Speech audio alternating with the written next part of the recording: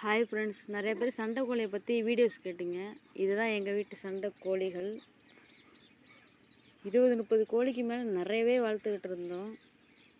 திடீர்னு கஷ்டத்தினால நிறைய கோழிகள் பாதி இறந்து போயிட்டு பாதி கொடுத்துட்டோம்.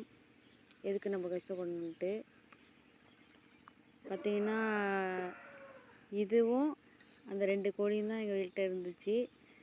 இப்போது இந்த சேவல், அப்புறம் இன்னொரு கோழி அங்கே நிற்கிது பாருங்க, அந்த ஒரு கோழி, இது மட்டும்தான் எங்கள் வீட்டில் சேவல் கோழி. இந்த 4 கோழியும் தான் இப்போ எங்ககிட்ட இருக்குது. இது பக்கத்து வீட்டு சண்டை கோழி சேவல் தான். அதுவும் நாங்கள் தான் வச்சுருந்தோம், அதை விற்றுட்டோம்.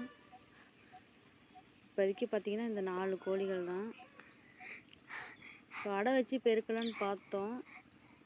சரி, வெய்ய காலமாக இருக்கே, கொஞ்ச நாள் போட்டுமேன்னு வச்சுட்டோம். இதுதான் எங்கள் வீட்டு சேவல்.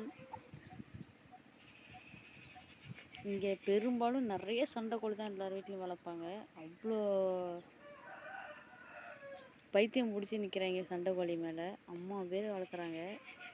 சில வீட்டிலலாம் பார்த்தீங்கன்னா 100 கோழி 200 கோழி அவ்வளோ கோழி இருக்கும். ஆச்சரியமாக இருக்கும். நாங்களும் 30-40 கோழி வச்சுருந்தோம்.